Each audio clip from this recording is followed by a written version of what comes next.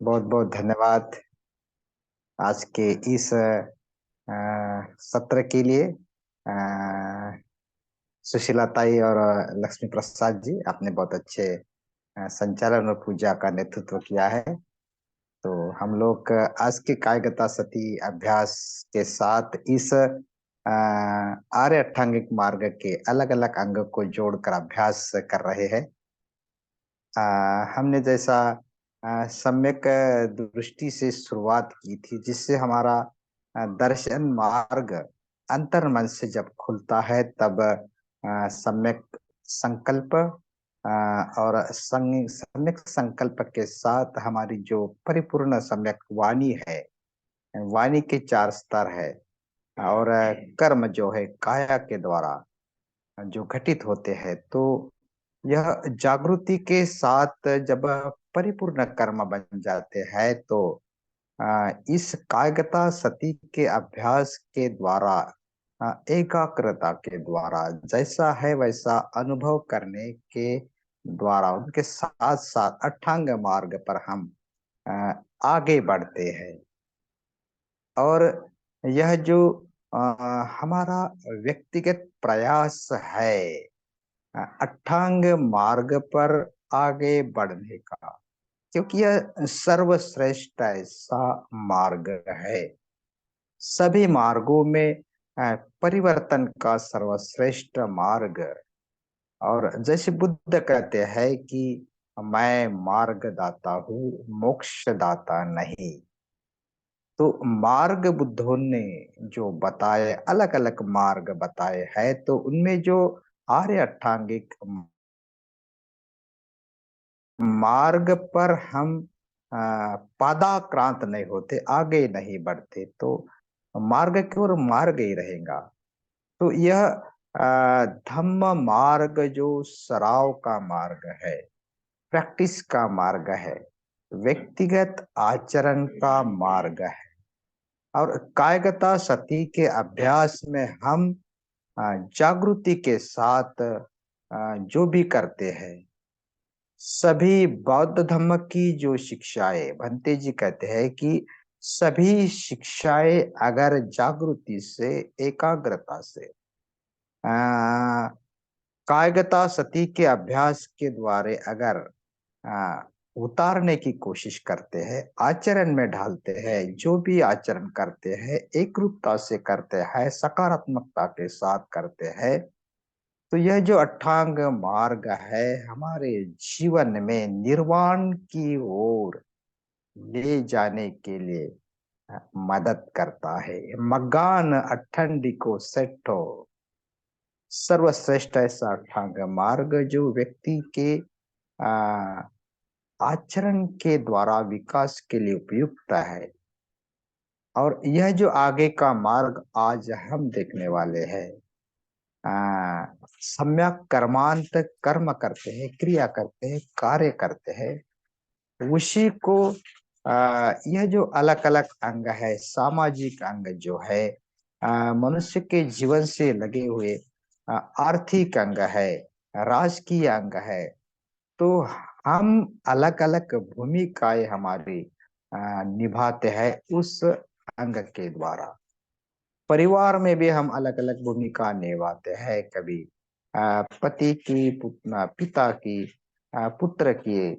तो वैसे ही व्यक्तिगत आचरण के लिए जो सम्यक दर्शन, दृष्टि, सम्यक संकल्प, वाणी, कर्मांत, आज हम यह जो आ, पांचवा अंग है, सम्यक आजीविका, इस बारे में कुछ मुद्दे कहिए या कुछ अभ्यास हम देखने वाले हैं, जिनसे इस कायगता सदी का अभ्यास जो है, सतीपट्ठान का अभ्यास जो है, कैसा जुड़ा है, यह हम समझ सके। तो जो भी आ, स्वप्न जिसे कहिए, जो भी हम ख्याब जो है मन में निर्माण करते हैं, क्योंकि हम जब वर्तमान में जीते हैं, तो भूतकाल के साथ साथ भविष्य का नियोजन भी करते हैं। और ऐसे ही सामाजिक जो सामाजिक जीवन है, सामूहिक जीवन है, तो यह इस सम्यक आजीविका के साथ जुड़ा है। जिन लोगों ने ख्वाब देखे हैं उनमें दिवा स्वप्न जिसे कहते हैं कि हमारी जो इच्छा है हम जो भी करना चाहते हैं तो इस इच्छाओं के द्वारा हमारे मानसिक परिपूर्णता, मन के द्वारा इच्छाओं की पूर्तता करने का प्रयास जो है, इस समय दिवा दृष्टि के द्वारा, ख्वाबों के द्वारा हम देखते हैं। और यह दृष्टि जो है, जैसे हमने दर्शन मार्ग में देखी है, तो विकास के लिए जो दृष्टि रहती है यह सम्यक दृष्टि है।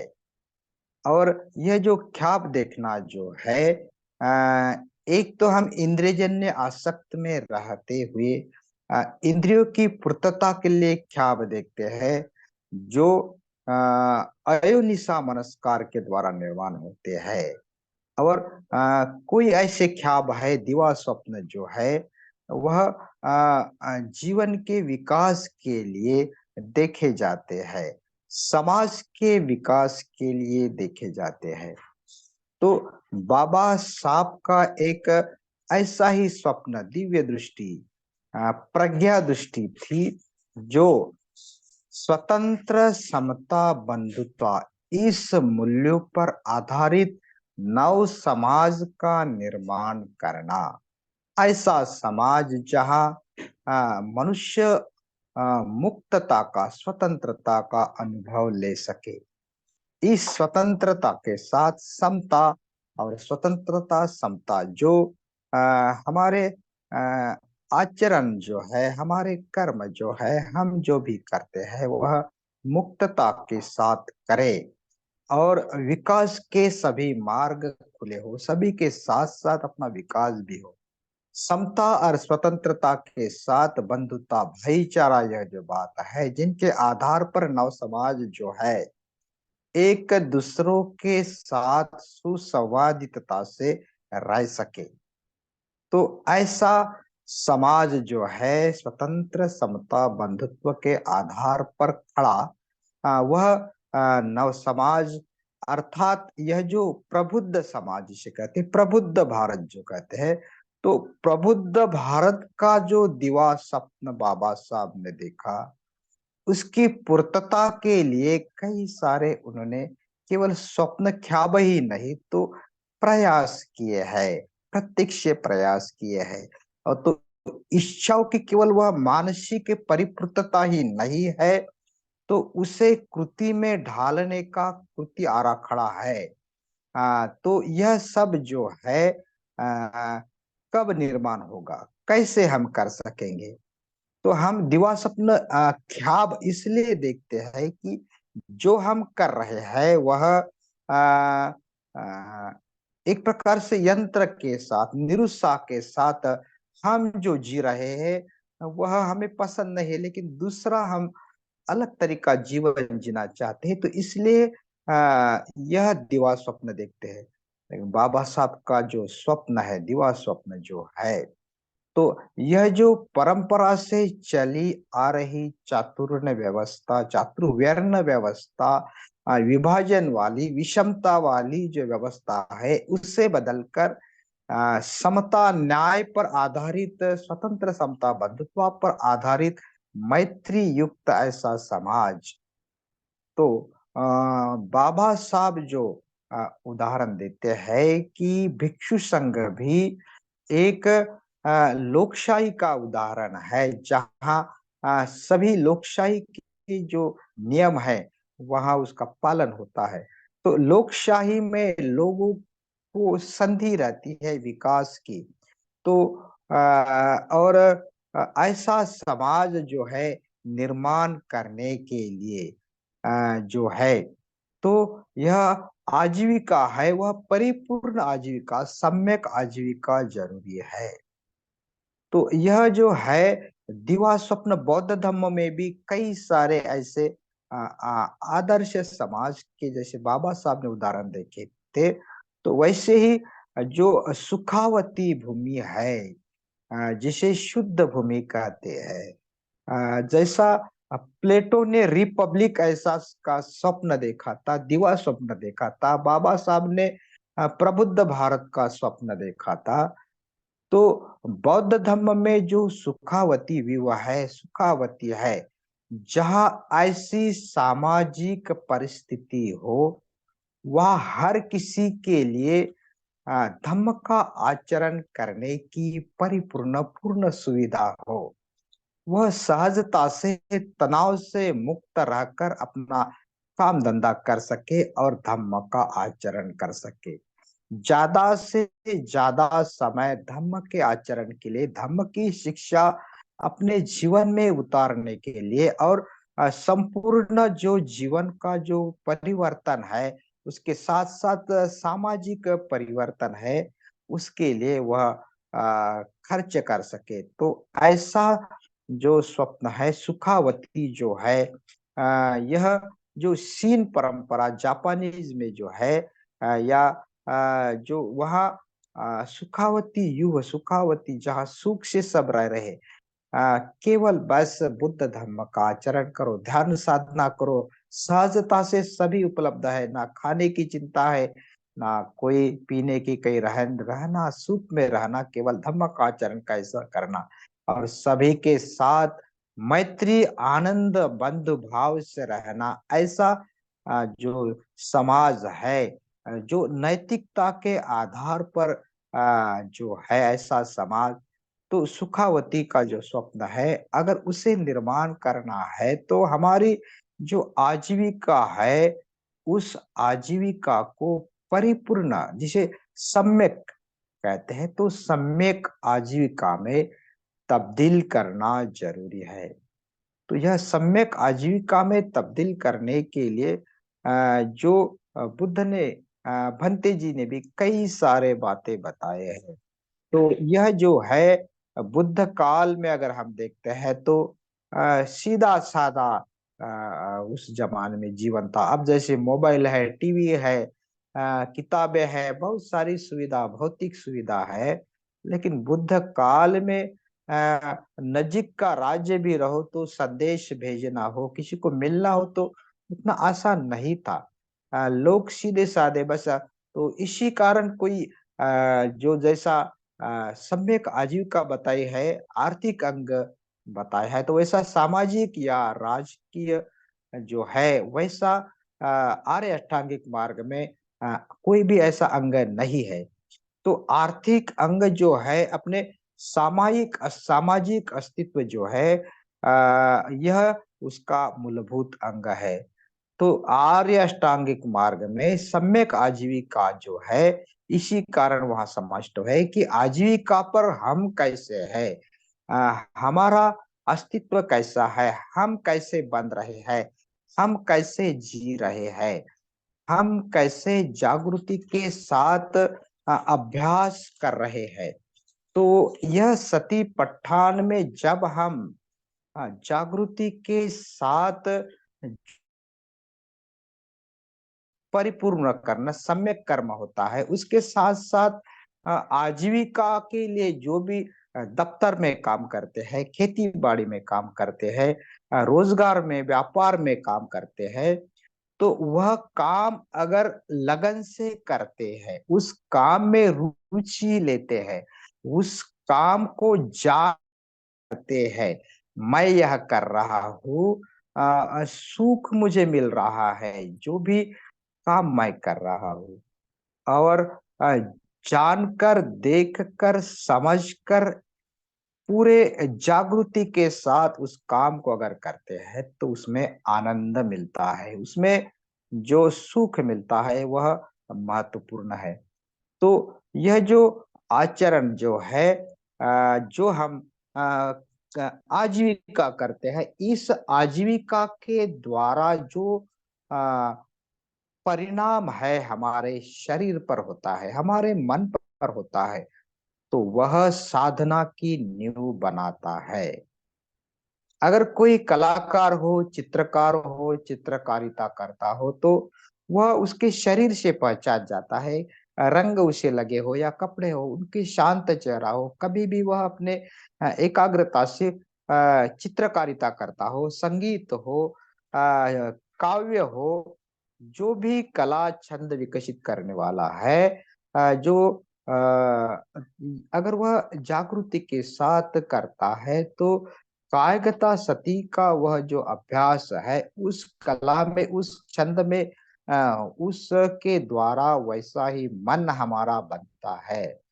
अगर कोई दफ्तर में काम करता है, बैठी जगह काम करता है, तो उसका जो शरीर है बैठा, कभी शुगर हो या कभी उनका पेट बड़ा हो, या कोई जो भी काम करता है, तो आजीविका के अनुसार उसका शरीर भी, अगर कोई दर्जी हो, टेलर जिसे कहते हैं, तो वह झुका हुआ शरीर है। उनके जो आंखें है, कंप्यूटर में काम करने वाले की जो आंखें है, जल्दी चश्मा लगा हुआ होगा, वो कोई ना कोई शरीर पर परिणाम होता हुआ हो। तो जैसा शरीर पर परिणाम होता है, वैसा ही मन पर भी हमारे आजीविका का परिणाम होता है।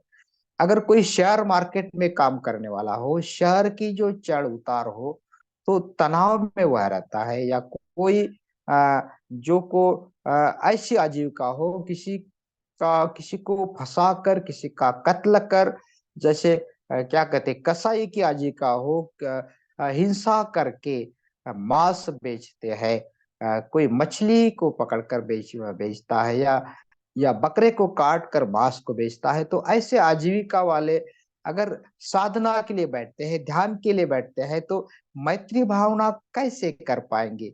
प्राणी मात्रों के प्रति मैत्री कैसे विकसित कर पाएंगे? तो हमारी आजीविका ही है जो अ, हमारे मन को बनाते हैं, शरीर को बनाते हैं, जीवन को बनाते हैं। और जीवन को अगर हम धम्ममय करना चाहते हैं, सच्ची सती पठान के आचरण में डालना चाहते हैं, तो सही आजीविका जो है, सम्यक आजीविका जो है, यह बहुत ही जरूरी है। तो यह जो सम्यक आजीविका क्या है? हमारी ऐसी आजीविका, ऐसा व्यवसाय, ऐसा उद्योग, ऐसी नौकरी चाकरी, जहां दूसरों की कोई भी पीड़ोनुक ना हो, शोषण ना हो, दूसरे की हिंसा ना हो, किसी को हम तकलीफ ना दे, किसी को ना फंसाए, तो ऐसे आजीविका में हमारी वाणी भी हम मैत्रीपूर्ण, सुसंवादित, जोड़ने वाली वाणी इस्तेमाल करते हैं।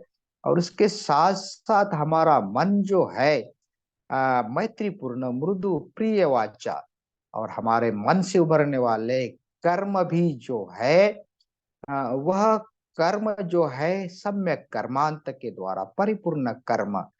तो यह जो कर्म ही है, कर्म के आधार पर हमारा धर्म नियम बनता है। हम जो भी कर्म करते हैं, तो उस कर्म के द्वारा जो आजीविका बनता है, तो ऐसी आजीविका हो, तो जिन आजीविका के परिणाम द्वारा, जिन कर्मों के परिणामों द्वारा हम सुख से जी सके, सुख से सो सके, रात की नींद हमारी आराम की हो, ख्याल भी हो तो शांति की सुखद हो, तो ऐसी आजीविका सम्यक आजीविका है।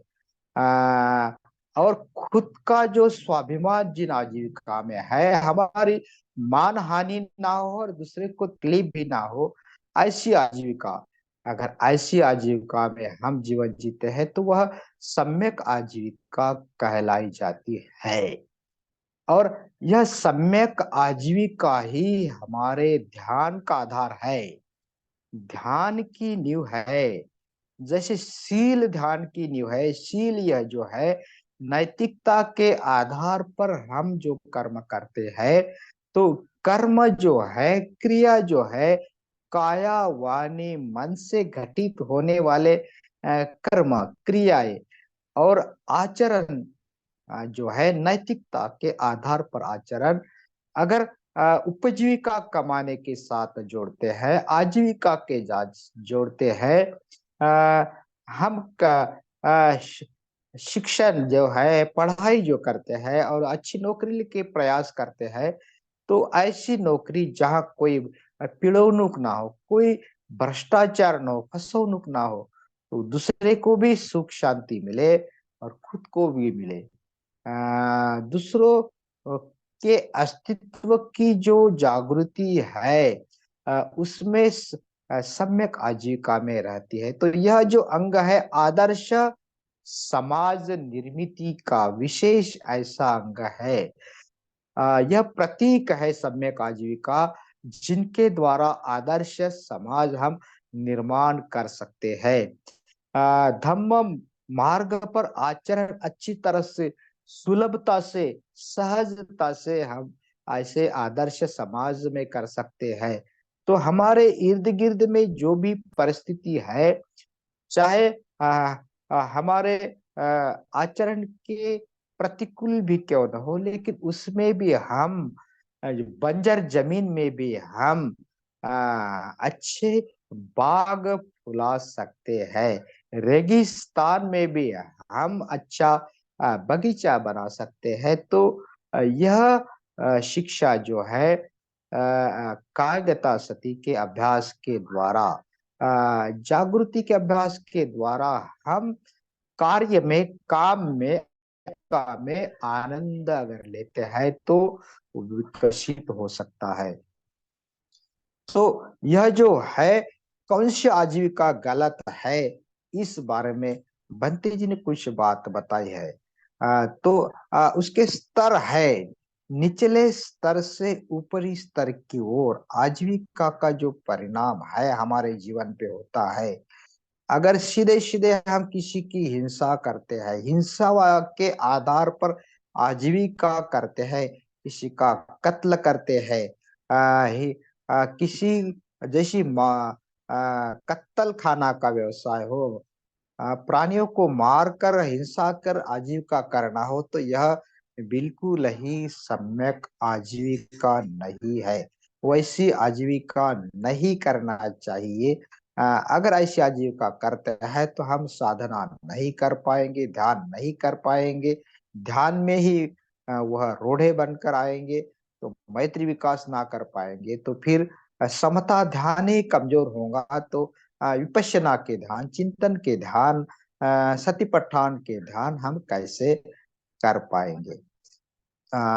कोई गुलामी हो, किसी मनुष्य की बिक्री हो, पुरुष हो महिला हो, तो यह जो व्यापार है, यह भी सम्यक आजीविका नहीं है। खरीदी बिक्री का जो है मनुष्य की, प्राणियों की, उसके साथ साथ जो पॉइजन है, जिसे विष कहते हैं, जो अच्छे के लिए तो निर्माण करते हैं, लेकिन उसका इस्तेमाल गलत काम के लिए अगर होता है, जो जिसमें जो दवाई भी बनती है बीज से, लेकिन बीज से किसी की मृत्यु भी होती है। जो नशीली पदार्थ है, मादक पदार्थ है, चरस, गांजा हो, अफीम हो, हेरोइन हो, एलएसडी हो, गुटखा, पान, जो भी व्यसन है, जैसे पंचशील के जो आखिरी पांचवे शील में बताए हुए, तो इस व्यवसाय के लिए, इस निर्मिति के लिए हम अगर हमारा प्रत्यक्ष अप्रत्यक्ष सहभाग होता है, चाहे खेतों में गांजा को पिक करना हो, या गांजा बिक्री का, या चरस का, या जो भी नशीले पदार्थ हो। अभी करोड़ों का नशीले का पदार्थ अभी कल परसों पुणे में पकड़ा है। तो एक ना एक दिन कर्म के विपाक जो है दुखद होने वाले। ऐसा कर्म ना करे जिस कर्म से हमें पछताना ना पड़े। नतम कम कतम साधु एकत्वा अनुतप्तति, यस्सम असुमुखम रुदम विपाकम पटीतम। जिस कर्म को करके रोना पड़े, रोते हुए उसके फल भुगतने पड़े, ऐसी आजीविका ना हो, ऐसा कर्म ना हो। युद्ध सामग्री जो है, शस्त्र बनाना जो है, तलवार हो, भाला हो, अभी तो बड़े बड़े बॉम्ब है, जो क्या बोलते, बंदूक बनाने का कारखाना है, हाइड्रोजन बॉम्ब हो, अलग अलग प्रकार के अभी तो नए तंत्र ज्ञान के द्वारा कई सारे युद्ध चले जाते जिसमें लाखों करोड़ों लोग कई छोटे क्षण में मर जाते हैं। तो ऐसे शस्त्र में हमारा शेयर ना हो, सहभाग ना हो, हम वहाँ काम न करें, गुंतवणूक ना करें, तो भंते ऐसे बताते हैं। और ऐसे बताते हैं कि भविष्य बताना भी एक सम्यक आजीविका नहीं है। भविष्य जो है सच्चाई नहीं जानकर बताए जाते हैं, किसी को उससे फंसाया जाता है। और ऐसा कहते हैं कि हाथ की रेखा देखकर भी कोई भिक्षु जो है वह भविष्य बताते हैं, तो ये सम्यक आजीविका नहीं है। और एक ऐसा वो व्यवसाय बताया है जहाँ जो हीरो है, हीरोइन है, नट है, कलाकार, तो तालपुत्र को बुद्ध ने यह बताया था कि तुम यह अभिनय तो करते, लोगों को हंसाते तो है, लेकिन उससे लोभ निर्माण होता है। जैसे जाहिरात करना, इसके क्या बोलते हैं कि तो उसमें भी लोगों को जो चीज अच्छी नहीं उसको अच्छी बताते हैं। जाहिरात में भी ऐसा करते हैं ताकि लोग यह जल्दी खरीदे। और वो भी गलत व्यवसाय है। तो यह जो है कला जो है जिसमें शास्त्रीय कला हो, नृत्य हो, संगीत हो, तो वह हमारे मन को शांत बनाने के लिए, विकास करने के लिए ध्यान की पूर्व तैयारी होती है, मदद होती है।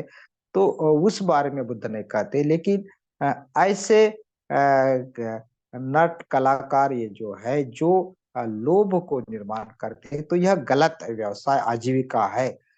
ऐसे भंते जी बताते हैं। तो सम्यक आजीविका क्या है उस बारे में कुछ जो है अ, आजीविका की पुनर्रचना जो है, पुनर्विचार जो है, भंते संगरक्षित जी सम्यक आजीविका में बताते हैं कि जो व्यवसाय जो है निश्चित ही जो गलत व्यवसाय जो है, जो हमने अभी अभी देखा है, उसमें हम ना रहे, उसके साथ साथ दूसरा जो ऊपर उठने वाला थोड़ा सा, तो हमें ऊपर से अच्छा उचित लगता है, लेकिन उसके पीछे जो है जो जरूरत वाली चीज नहीं है वो चीज जरूरी है, ऐसा बता के आजीविका करते हैं। तो ऐसी आजीविका गलत है। तो किसी के जीवन का जागृति का स्तर उठे जाए, ऐसे व्यवसाय जिसमें जो है मानसिक तनाव भी ना पड़े, दर्पण ना रहे, तो ऐसे व्यवसाय में हम ध्यान अच्छी तरह से करते हैं। तो फिर उसके ऊपर का जो स्तर है जिसे पेशा कहते हैं या जो भी धंधा है, व्यवसाय है, तो उसमें सीधे सीधे अपने सर्वोच्च ध्येय की प्राप्ति के लिए आजीविका करना है, आजीविका कमाना है, ऐसा व्यवसाय। तो ये व्यवसाय का उच्च स्तर है, जहाँ बच्चों को पढ़ाना हो, धम्म को पढ़ाना हो, जहाँ ट्यूशन क्लास पढ़ाना हो, तो उससे किसी का जीवन बनता है, ज्ञान की कक्षा विकसित होती है। वैद्यकीय पेशा हो जिसमें जो पीड़ित है, दर्द वाले जो रोगी है, उसको मदद मिलती है, तो उसका निदान जो है, उसको औषधोपचार देना है। तो परिचारिका भी व्यवसाय है, डॉक्टर का व्यवसाय है, नर्स का व्यवसाय है। तो यह जो है मन को इस आजीविका में सुख मिलता है, धम्म मार्ग पर आगे बढ़ाने में मदद होती है, ऐसे व्यवसाय जो है। तो यह का अच्छे ऐसे भत्ते जी बताते हैं। उसके बाद काम का, व्यवसाय का जो समय है, काल है, कैसा हो, इस बारे में भी भत्ते संरक्षित जी बताए कि कितना काम करना चाहिए। आजकल हम देखते हैं कंपनी में हो या कितना सारा काम, 8 घंटे, उसके बाद 10 घंटे, उसके बाद ओवर टाइम। अगर समय ज्यादा कामों में हम लगाते हैं तो हमारे इस काया पर, इस शरीर पर दर्पण आता है, ज्यादा का तनाव आता है, थकावट महसूस होती है। तो शरीर पर कोई अन्याय दर्पण ना दो। हम शरीर के साथ, शरीर के भीतर जो चित्त है, उस चित्त को विकसित करना चाहते हैं। मनुष्य जीवन का यही उद्देश्य है कि यह जो मिला हुआ दुर्लभ ऐसा मनुष्य जीवन है, अ, उस मनुष्य जीवन, मनुष्य शरीर के भीतर जो मन है, चित्त जो है, उस मन को, उस चित्त को बुद्ध चित्त में, धम्म चित्त में बदले, क्योंकि बुद्धान उत्पादो, मन को बुद्ध के जैसा बनाने का प्रयास, यही कायगता सती, सतिपट्ठान का उद्देश्य है, मन को विकसित करना।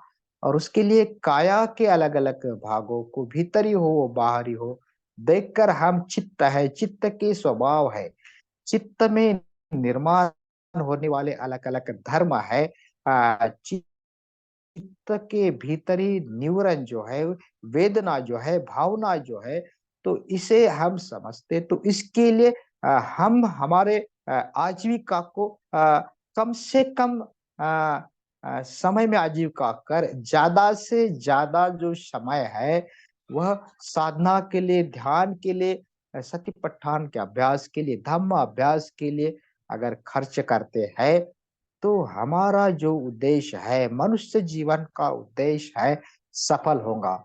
हम देखते हैं कि आजीविका के पीछे कई सारे लोग भाग रहे हैं, दौड़ रहे हैं, रात दिन, नींद भी कम हो रही है, ना किसी से बात करने को समय नहीं है, परिवार के सदस्यों के साथ बात करने का समय नहीं है, समाज परिवर्तन के लिए कोई समय नहीं है, मैत्री जो है अन्यों के साथ व्यवहार में लाने के लिए समय नहीं है।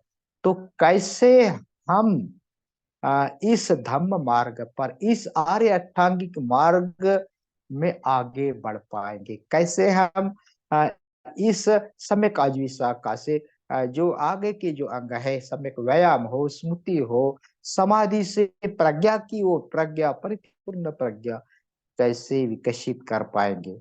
तो यह जो टीबे में जी है, त्रिरत्न बौद्ध महासंघ जो है, वह हमें संधि निर्माण करता है कि वह इस जो आजीविका कर रहे, उस आजीविका के साथ साथ, संसार के साथ साथ हम धम्म जीवन भी जिए। हमें घर बार छोड़कर भिक्षु के जैसे परिवार को छोड़कर जाना नहीं है। तो जहां भी है, जिस परिस्थिति में भी है, जिस परिवार में भी हम है, जिस आजीविका हम कर रहे, उस आजीविका को सम्यक बनाए, परिपूर्ण समग्र परिवर्तन के लिए, सामाजिक, राजकीय, आर्थिक परिवर्तन के साथ साथ हमारा खुद का वैयक्तिक परिवर्तन हो, चित्त का परिवर्तन हो, और आध्यात्मिक संघ के साथ रहकर हम नैतिकता के आधार पर संपूर्ण परिपूर्ण जागृति का विकास इस सतिपट्ठान के अभ्यास के द्वारा, कायगता सती के अभ्यास के द्वारा जागृति का विकास करे, और संपूर्ण हमारा जीवन जो है इस अभ्यास से सबूधि की ओर, निर्वाण की ओर, क्योंकि मनुष्य जीवन का उद्देश्य है निर्वाण की ओर प्रयास करते रहना। चाहे जन्म मृत्यु का चक्र चलता रहे, कोई ना कोई जन्म में इस चित्त की ऊंची अवस्था जो है, चाहे श्रोतापन्न फल प्राप्ति, सकृदागामी, अनागामी, अरहंत, एक एक इस ऊंचे चेतना के स्तर को प्राप्त करे, तो निश्चित ही आर्य अष्टांगिक मार्ग का यह सम्यक आजीविका का जो अंग है, अगर जागृति के साथ, सती-पट्ठान के अभ्यास के साथ, कायगता सती के अभ्यास के साथ अगर हम इस अंग को विकसित करते हैं, तो निश्चित ही जो भी दिवा स्वप्न बाबा साहब ने देखे थे, सुखावती भी हो, बुद्ध ने, और हम भी जो सोचते हैं, ध्येय हमारा सामने जो है, बुद्धत्व प्राप्ति का जो ध्येय है, इस जीवन का उद्देश्य जो है, उद्देश्य को सामने रखकर उसके लिए जो भी हम आजीविका करते हैं, उस आजीविका को ढालना इस सतिपट्ठान के अभ्यास के द्वारा, यही महत्वपूर्ण उद्देश्य इस प्रवचन का, इस अभ्यास का है। तो हम लोग अभी गता सत्य अभ्यास के लिए तैयार होते हैं। सभी ने शांति से सुन लिया, सभी का बहुत बहुत धन्यवाद।